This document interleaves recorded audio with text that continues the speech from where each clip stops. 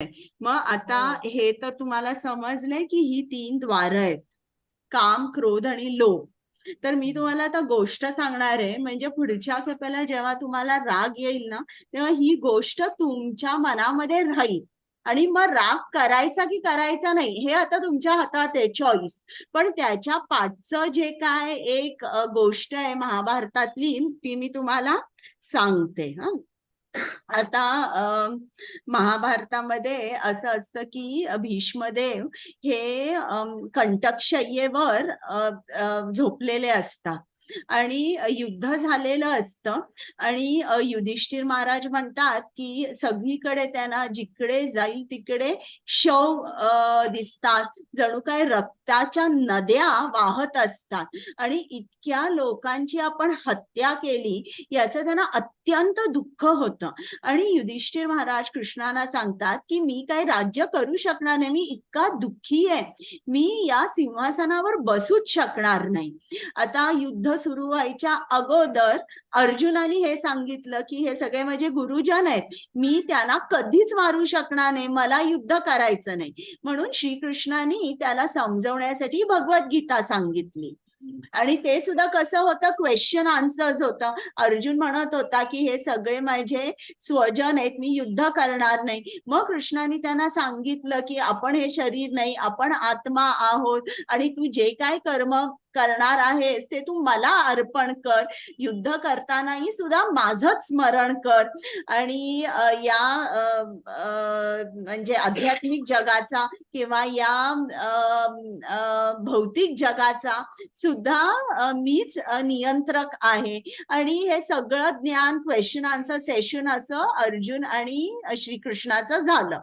मग आता परत युधिष्ठिर महाराजांना काय सांगायचं, आणि असा कृष्णाला प्रश्न पडला. आता प्रत्येक खेपेला असं दिसतं की कृष्ण स्वतःहूनच येतील आणि तुम्हाला ज्ञान देतील असं नाही. त्यांचे जे शुद्ध भक्त आहेत, त्यांचे जे रिप्रेझेंटेटिव्ह आहेत, ते पण या ज्ञानाचा प्रसार करत आहे. मग श्रीकृष्णाने या 5 भावंडांना सांगितलं की तुम्ही सर्वजण खूप चांगले कपडे घालून या, भले तुम्ही दुःखात असाल पण चांगले राजा जसा कपडे घालतो तसा तुम्ही वेश करा, तसाच मुकुट घाला आणि माझ्या बरोबर चला तुम्ही. आणि मग श्रीकृष्ण त्यांना भीष्मदेवांकडे घेऊन गेले. आता भीष्मदेवांकडे घेऊन गेल्यानंतर काय परिस्थिती होती, आपण जेव्हा हॉस्पिटलमध्ये एखादा माणूस आहे जो अगदी ज्याचा अंतकाळ जवळ आलाय, तर त्याला आपण काय करतो, पॅसिफाय करतो, त्याच्या अंगा खांद्यावरून हात फिरवतो, आपण म्हणतो की तुम्ही लवकर बरे होऊन घरी याल. आपण एक प्रकारचा त्यांना सांगतोय की बाबा तुम्ही आता काळजी करू नका, तुमचं दुःख, तुमचं आता जे तुम्हाला वेदना होत आहेत त्या लवकर कमी होतील. कारण एकीकडे मेडिकल सायन्स पण खूप ऍडव्हान्स झालेलं आहे. तर असं करून आपण त्यांना दिलासा देतो. आता इकडे ते कंटकशय्येवर निजलेले आहेत.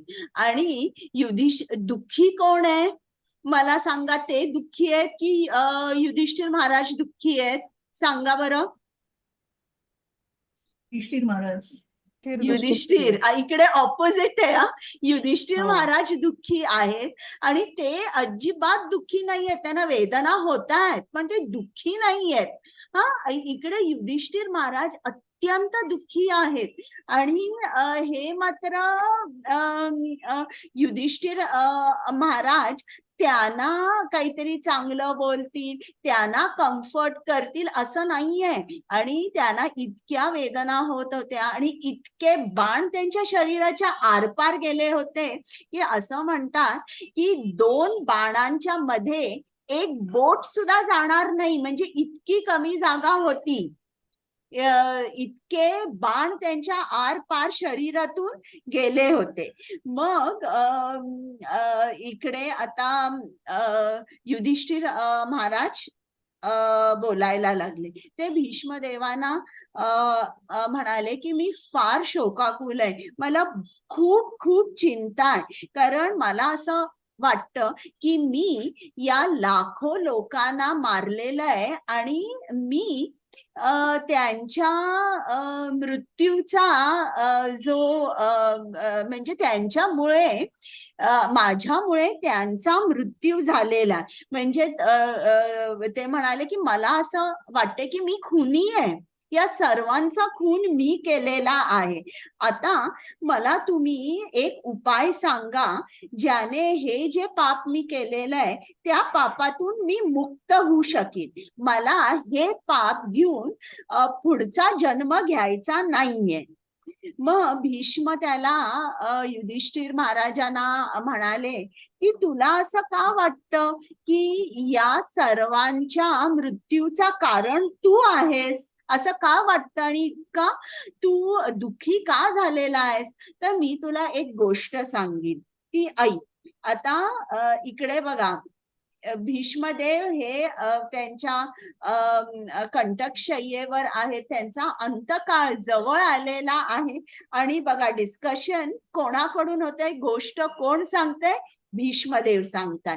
आणि जे ऐकणारे आहेत ते सर्व in the best of health आहेत, त्यांना काहीही झालेलं नाही. आता भीष्मदेव कोण आहेत? ते महाजन आहेत, 12 महाजनांपैकी एक आहेत. ते श्रीकृष्णांचे शुद्ध भक्त आहेत आणि ते जे काय सांगतायत हे ऐकण्यासाठी ब्रह्मांडाच्या सर्व कानाकोपऱ्यातून अनेक श्रेष्ठ ऋषी आले होते, खूप मोठमोठे राजे आले होते आणि ते ऐकत होते. आता की भीष्मदेव युधिष्ठिर महाराजांना काय सांगणार? तर आता त्यांनी एक गोष्ट सांगायला सुरुवात केली. एक वृद्ध बाई होती, तिचं नाव गौतमी होतं. तिला एकच मुलगा होता. तर एकदा तिने बघितलं की तिचा मुलगा बेशुद्ध पडलाय आणि तिला समजेना. तिने पहिल्यांदा थोडं पाणी शिंपडलं त्याच्यावर, त्याला हलवलं आणि मग तिच्या लक्षात आलं की याचा मृत्यू झालाय. तर तिला खूप खूप दुःख झालं, तिच्या डोळ्यातून अश्रू वाहू लागले. एकुलता एकच मुलगा होता तिचा. मग तिच्या डोळ्यातून अश्रू वाहत होते. तितक्यात तिकडे एक शिकारी त्याचा धनुष्यबाण घेऊन तिच्या घरी आतमध्ये आला आणि त्यांनी बघितलं की ही केवढी दुःखी झाली आहे. समोर एका तरुण मुलाचा शोक पडलेला आहे आणि तितक्यात त्याला खिडकीतून एक साप बाहेर जाताना दिसतो आणि तो बरोबर आपला धनुष्य टाकतो आणि त्या सापाला पकडतो आणि त्याला दोरीने त्याची मान बांधतो आणि त्या सापाला फरफटत घेऊन दोरीने ओढून गौतमीच्या जवळ आणतो. तो जो शिकारी असतो त्याचं नाव असतं अर्जुनक. तर हा जो शिकारी असतो तो गौतमीला विचारतो की आता तुम्ही मला सांगा, मी या सापाला कसं मारू? मी त्याला आगीमध्ये टाकू की त्याचे 1000 तुकडे करून त्याला कापून टाकू, की त्याला घेऊन एका मोठ्या खडकावर जोर जोरात आपटू, म्हणजे रक्तबंबाळ होऊन तो मरेल? काय करू मी, तुम्ही मला सांगा. मग गौतमी म्हणते की या सापाला सोड, मला खूप राग आलेला आहे, पण जर हा राग काढण्यासाठी जर मी या सापाला मारलं तर मी पापमुक्त कशी होईन? सापाला मारलेल्याचा पाप मला लागेल. आणि आता ही जी गौतमी आहे ही विदुषी आहे, हिला समजतंय, हिला तत्वज्ञान आहे. म्हणून हिने काय त्या शिकाऱ्याला सांगितलं की हा जो भवसागर आहे, आता या भवसागरामध्ये हलकं असणं म्हणजे आपण जेव्हा कुठलंही पाप कर्म करत नाही तेव्हा आपण खूप हलके असतो आणि मध्ये जे काही हलकं असतं ते तरंगतं. ज्या काही जड वस्तू, आता लोखंडाचा गोळा जर आपण समुद्रात टाकला तर तो खाली जातो, तो बुडतो. पण जर लाकूड असेल, पेपर असेल, जे एकदम लाईट हलकं असतं ते तरंगतं. तर आता हे जे जर हा भवसागर मला पार करायचा आहे, तर मी पापमुक्त असले तर मी खूप हलकी असेन आणि मला खूप सहजासहजी हा जो भवसागर आहे हा तरून मला जाता येईल. पण जर मी या सापाला मारलं तर मग मला काय मिळणार आहे? माझा मुलगा परत जिवंत होणार आहे का? मला माझा मुलगा मिळणार आहे का? नाही. पण या सापाला जर मी मारलं तर माझं गंतव्यस्थान कोणतं आहे? मी कुठे जाणार आहे? असं. मग हा अर्जुन काय हा म्हणतो, हे बघ, ही सगळी तुमची जी फिलॉसॉफी आहे ना, की हे पाप कर्म, हे पुण्य कर्म, आणि जेव्हा मी पाप मुक्त होईन ते मी खूप हलकी होईन, ही फिलॉसॉफी आता डिस्कस करण्याजोगी नाहीये. कारण तुमचं मन हे खूप डिस्टर्ब्ड आहे, तुम्ही खूप शोक करताय, हे दिसतंय. तुमच्या डोळ्यातून अश्रू वाहताय आणि अशा शोका अवस्थेत तुम्हाला एकच गोष्ट, एका गोष्टीने तुम्ही या शोकातून मुक्त व्हाल. ते म्हणजे काय? बदला, सूड घ्यायचा, रिव्हेंज घ्यायचा. का? या सापाने तुमच्या मुलाला मारलं, आता तुम्ही सापाला मारा. असं जेव्हा तुम्ही कराल तेव्हा पूर्ण तुम्हाला खूप हलकं वाटेल. तुम्ही चिंतामुक्त व्हाल, दुःखमुक्त व्हाल, तुमचा शोक तुम्हाला सोडून जाईल. असं. मग त्यावर गौतमी म्हणाली की धर्म काय आहे हे मला माहित आहे. माझा मुलगा मेलेला आहे कारण तसं तशी त्याची डेस्टिनी होती, किंवा त्याचं आयुष्य तेवढंच होतं म्हणून तो मेला. पण तो एका सापाने दंश केला आणि मेला. यासाठी मला सापाला मारायचं नाहीये. जेव्हा मी खूप दुःखी आहे, पण जेव्हा मी दुसऱ्याची हत्या करीन, दुसऱ्याची हिंसा करीन, तेव्हा माझं दुःख जे आहे, माझा मुलगा गेला, हे दुःख माझं कधीच कमी होणार नाही.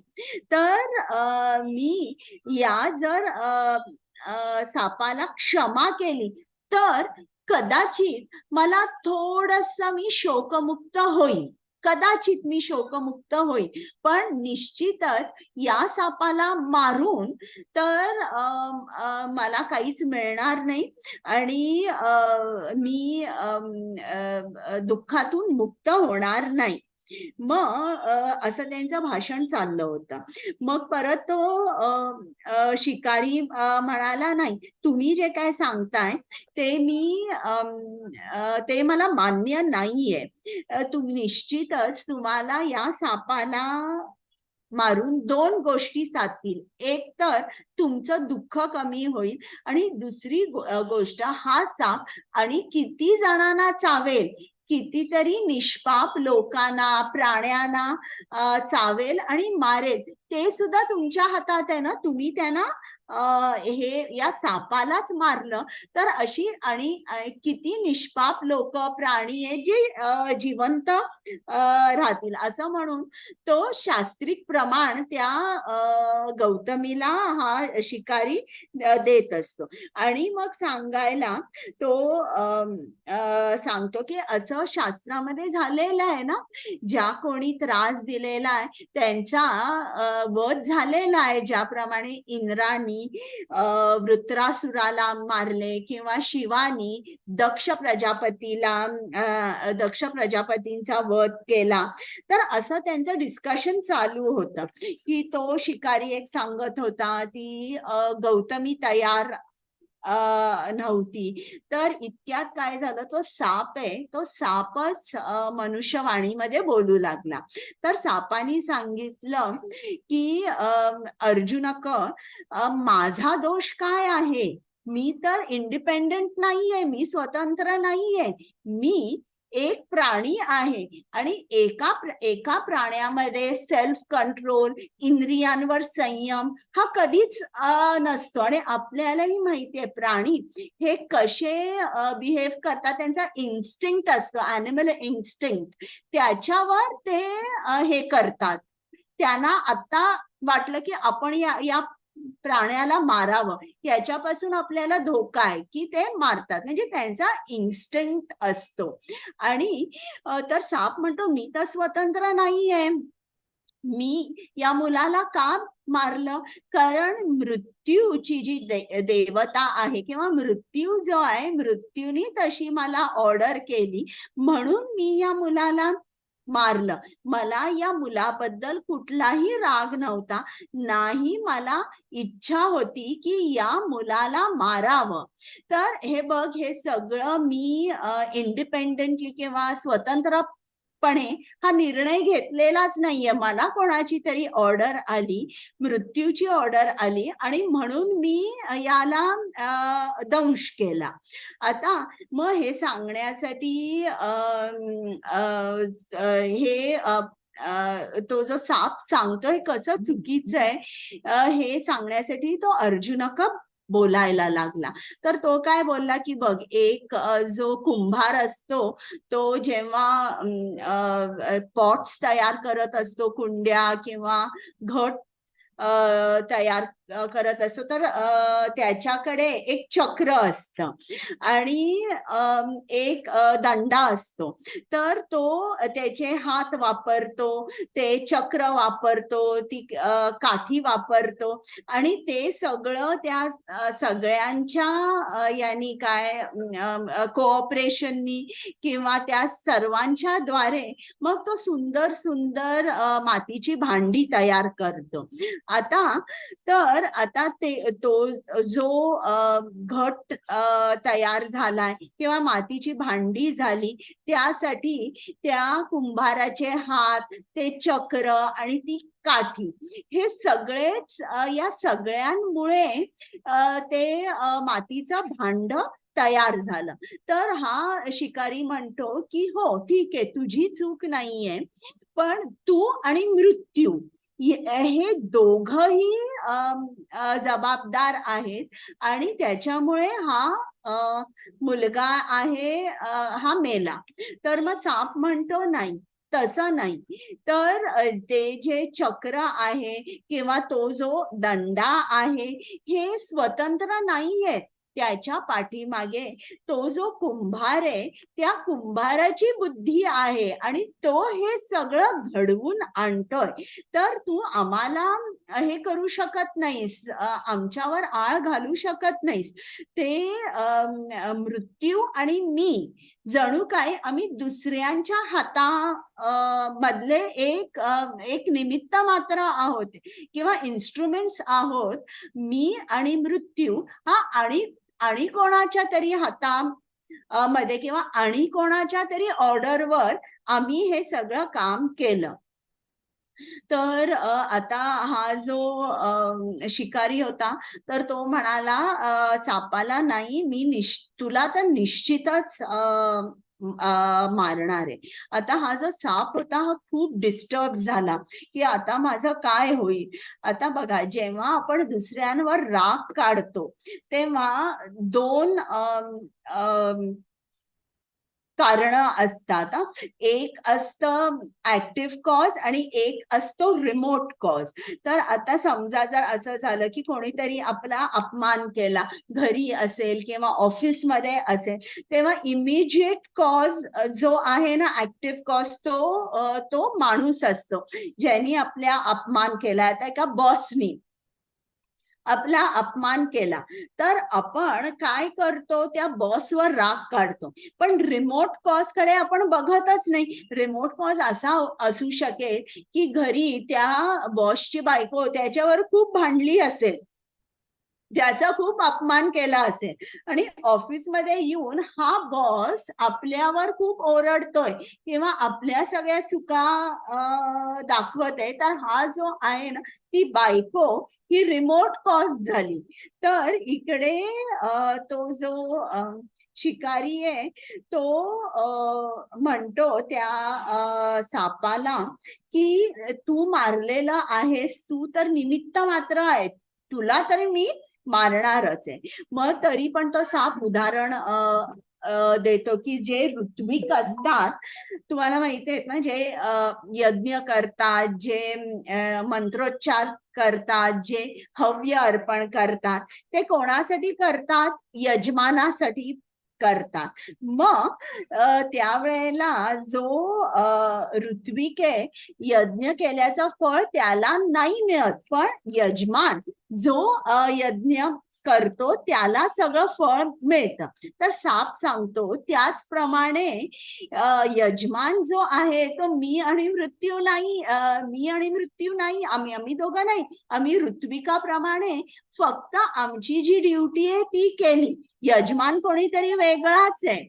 आणि हे सगळं जेव्हा त्यांचं जोर जोरात असं डिस्कशन चाललेलं असतं, आर्ग्युमेंट चाललेले असतात, तेव्हा तिकडे मृत्यू स्वतः येतो आणि मृत्यू बोलायला लागतो, मृत्यू देवता बोलायला लागते की मी काहीच केलेलं नाही, माझ्यावर तुम्ही मला दोष देऊ नका, मी काळाच्या हाताखाली काम करतो आणि माझ्याकडून हे काम जे आहे ते काळाने केलेलं आहे, म्हणजे मी काळाच्या हाता मधलं एक साधन आहे. तर मी किंवा हा साप, आमच्या दोघांमध्ये हा मृत्यू आलेला नाही. ज्याप्रमाणे वारा वाहतो आणि एका ढगाला दुसऱ्या जागी घेऊन जातो, तेव्हा हा जो ढग आहे हा स्वतः दुसऱ्या ठिकाणी जातो का? नाही, त्याच्या पाठीमागे वारा असतो, जोरदार हवा असते किंवा तुफान असतं आणि याच्यामुळे तो जो ढग आहे तो दुसऱ्या ठिकाणी जातो. तर अशाच तऱ्हेने मी सुद्धा माझी जी पोझिशन आहे ती ढगाप्रमाणे, मी काहीच केलं नाही, मी स्वतंत्रपणे काहीही करू शकत नाही. तर मृत्यू सांगतो मी काळाच्या कंट्रोल खाली आहे, फक्तच मी नाही, जे चर आणि अचर आहे, म्हणजे जे चल म्हणजे जे हलतं, अचल म्हणजे जे हलत नाही, म्हणजे मुव्हेबल आणि इममुव्हेबल, जे काही या भौतिक जगामध्ये ते सर्व काळाच्या कंट्रोल खाली आहे. तर मग आता मी कसा काय जबाबदार आहे या मुलाच्या मृत्यूसाठी? मी जबाबदार नाहीये. मग तो साप बोलतो त्या शिकाऱ्याला की आता हे ऐकलंयस ना तू की आम्ही दोघंही जबाबदार नाही आणि आता तू आम्हाला सोडून दे, आम्हाला मारू नकोस. मग तो जो शिकारी आहे तो म्हणतो नाही, तुम्ही दोघंही आहे, तुम्ही दोघं तर मरणारच आहात, त्याच्याबरोबर काळ सुद्धा मरणार आहे, त्याला सुद्धा मी सोडणार नाही. आता हे सगळं त्यांचं बोलणं चाललेलं असताना हा जो शिकारी आहे हा देखील खूप असा त्याला राग येतो, कारण प्रत्येक जण त्याला सांगतय की मी या मुलाच्या मृत्यूसाठी जबाबदार नाही आणि खूप मोठमोठं डिस्कशन आणि वादविवाद चाललेला असतो. मग तितक्यात तिकडे काळ येतो आणि काळ सांगतो की अरे अर्जुनक, तू काय म्हणतोयस की साप जबाबदार आहे, मृत्यू जबाबदार आहे, आणि आता काळ तू म्हणतोयस मी जबाबदार आहे? मी कसा काय जबाबदार आहे?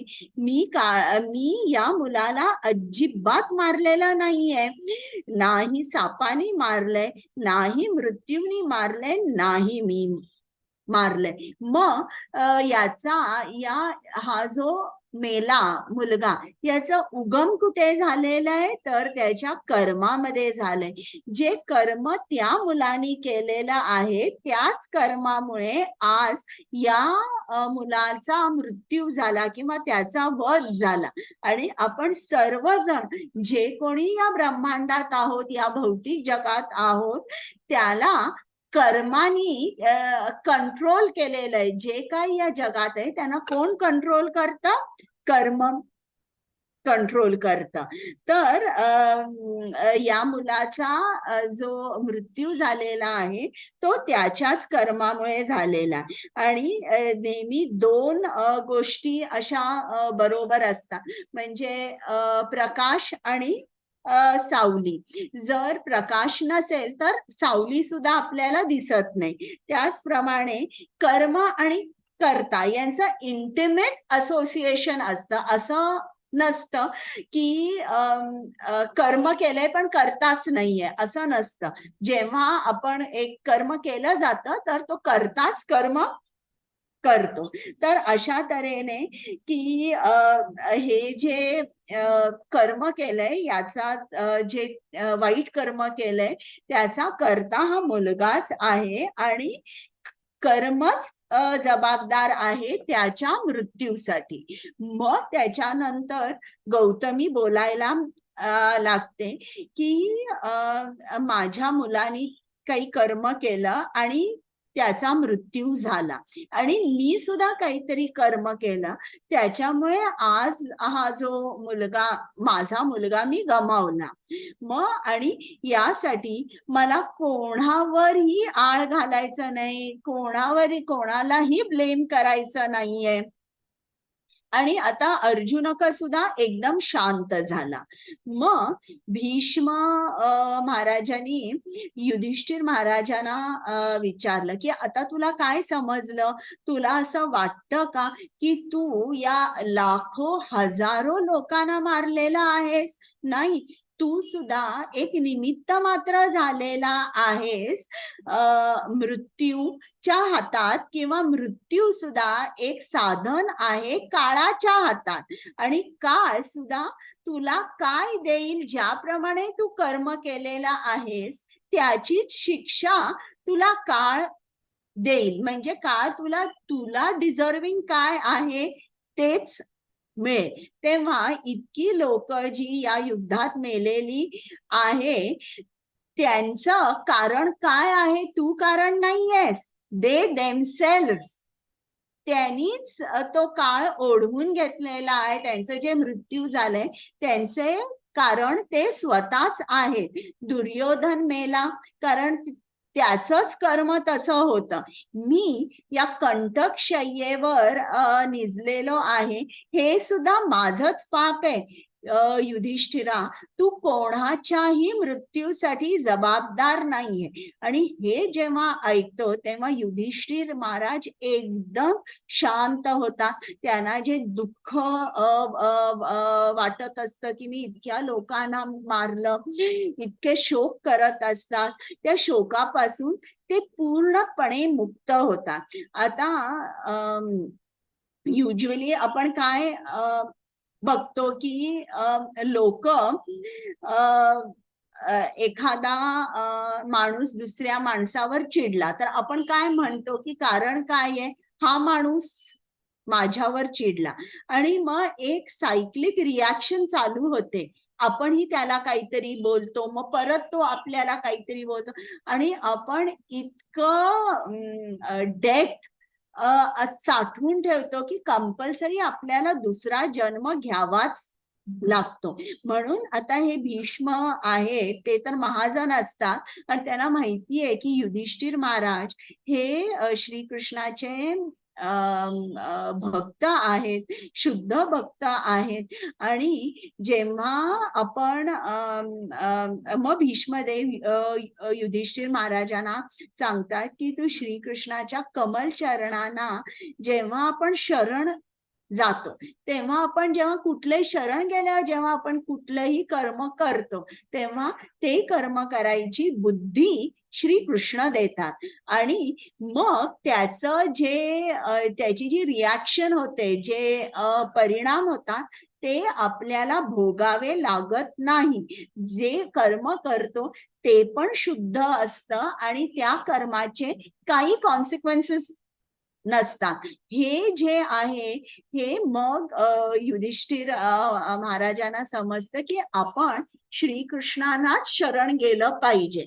आणि असं आहे की जेव्हा आपण क्रोध करतो तेव्हा क्रोध करून आपण जो ऍक्टिव्ह कॉज आहे म्हणजे समोरचा माणूस त्याच्याकडेच आपलं लक्ष केंद्रित होतं. पण ही किती खोलवर गोष्ट भीष्मदेवानी युधिष्ठिर महाराजांना सांगितली. आणि त्या गौतमीचं उदाहरण देऊन की सापाने माझ्या मुलाला मारलं तरी देखील तिने सापाला माफ केलं, तिने परत त्याला मारलं नाही. तर हे अशा 3 गोष्टी आहेत, काम, क्रोध आणि लोभ. याच्यापासून आपण खूप लांब राहिलं पाहिजे.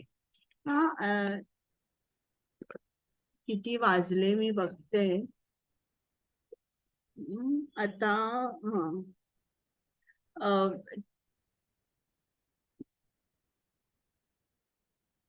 21 आहे, 22 आहे आता ना. हो 22.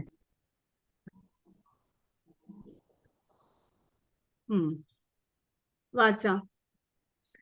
कोण वाचताय 22? कुमुद माताजी आहेत. कुमुद माताजी नाही आहेत. गेल्या का? हा आता होत्या. बरं ओके. बरं, कोणाला वाचायचं? वाचते मी. हा. एतैर्विमुक्तः कौन्तेय तमोद्वारेर्तिभिर्नरः आचरत्यात्मनः श्रेयस्तत्तो याति परां गतिम्. हे कौन्तेया, जो मनुष्य नरकाच्या या 3 द्वारातून मुक्त झाला आहे तो आत्मसाक्षात्कारासाठी श्रेयस्कर असे कार्य करतो आणि क्रमशः परमगतीला प्राप्त होतो. हरे कृष्ण. म्हणजे जेव्हा आपण या काम, क्रोध, मोह, काम, क्रोध आणि लोभ याच्यातून जेव्हा मुक्त होतो तेव्हा आपण आत्मसाक्षात्काराच्या पायऱ्यांवर चढू शकतो किंवा आत्मसाक्षात्कार आपण घेऊ शकतो. आपल्याला परम गती प्राप्त होते. तर यात थोडस वाचायचं आहे. हो. 5वी लाईन. अशा आचरणाद्वारे कृष्ण भावने स्तरापर्यंत. असे आचरण म्हणजे जेव्हा आपण काम, क्रोध, लोभ किंवा षडरिपू आपल्या हृदयातून काढून टाकतो मग आपण जेव्हा भक्तीमध्ये आचरण होतं तेव्हा काय होतं आपण आता वाचूया. हा हरे कृष्ण. अशा आत्मसाक्षात्काराची पासून वाचायचं का? अशा आचरणाद्वारे मनुष्य कृष्ण भावनेच्या स्तरापर्यंत उन्नत होण्या इतका भाग्यवान असेल. हा हरे कृष्ण. एखादा साधक अशा आचरणाद्वारे कृष्ण भावनेच्या स्तरापर्यंत उन्नत होण्या इतका भाग्यवान असेल तर त्याची यशप्राप्ती सुनिश्चित असते. वैदिक शास्त्रांमध्ये मनुष्याच्या शुद्धीकरणाकरिता कर्म आणि कर्मफळे यांच्या विधींचा निर्देश केला आहे. ही संपूर्ण पद्धती काम, क्रोध तथा लोभ यांच्या त्यागावर आधारलेली आहे. या पद्धतीच्या ज्ञानाचे अनुशीलन केल्याने मनुष्य आत्मसाक्षात्काराच्या सर्वोच्च अवस्थेपर्यंत उन्नत होऊ शकतो आणि अशा आत्मसाक्षात्काराची पूर्णता भक्तियोगामध्ये होते. या भक्तिपूर्ण सेवेमुळे बद्ध जीवाची मुक्ती सुनिश्चित असते. म्हणून वेदांमध्ये वर्णाश्रम धर्म सांगण्यात आला आहे. त्यानुसार निरनिराळ्या वर्णांसाठी निरनिराळी विधिविधाने निर्देशित करण्यात आली आहेत आणि जर मनुष्य त्यांचे पालन करू शकला तर आपोआपच त्याची आध्यात्मिक साक्षात्काराच्या सर्वोच्च स्तरापर्यंत प्रगती होते. त्यानंतर त्याला मोक्षप्राप्ती होते यात मुळीच संदेह नाही. म्हणजे बघा कुठल्याही वर्णामध्ये आपल्याला कृष्णाची प्राप्ती होऊ शकते. इकडे परत एकदा सांगितलं असं नाही की तुम्ही ब्राह्मणच असायला हवेत. आता 23 कोण वाचताय श्लोक? वाचू माताजी. वाचा. यशास्त्र विधी मुत्सृज्य वर्तते कामकारतः न सिद्धिं न वाप्नोति न सुखं न परां गतिम्. हरे कृष्ण. जो शास्त्रविधींचा ते त्याग करून स्वैराचार करतो त्याला सिद्धी, सुख आणि परमगतीही प्राप्त होत नाही. हरे कृष्ण. म्हणजे परत एकदा श्री कृष्णाने एम्फसिस दिलेला आहे याच्यावर. बघा, जर तुम्ही मी सांगितल्या प्रमाणे जर तुम्ही वागला नाही, जर तुम्ही माझी भक्ती केली नाही, तुमच्या लहरीप्रमाणे तुम्ही कर्म करत राहिला, तर तुम्हाला सुख मिळणार नाही, सिद्धी मिळणार नाही, परम गतीही मिळणार नाही. आणि हा प्रश्न जो आहे की म्हणजे शास्त्रविधी, इकडे हा शब्द वापरलाय की शास्त्राप्रमाणे जर शास्त्रांचं पालन आपण केलं नाही तर आपली काय गती होणार आहे. आता इकडे सांगितलेलं आहे की असुरी गुण आपण बाळगले तर काय मिळणार आहे. आता इकडे सेकंड पॅरा आपण वाचूया. काम कारतः. हरे कृष्ण. कामकारतः हा शब्द अत्यंत महत्वपूर्ण आहे. जो मनुष्य जाणीवपूर्वक नियमांचे उल्लंघन करतो तो कामाच्या आहारी जाऊन कर्म करीत असतो. कामाचार निषिद्ध असल्याचे माहिती असूनही तो असे कार्य करतोच. यालाच स्वेच्छाचार असे म्हटले जाते. अमुक गोष्ट केली पाहिजे हे जाणूनही तो ती गोष्ट करीत नाही, म्हणूनच त्याला स्वेच्छाचारी म्हटले जाते.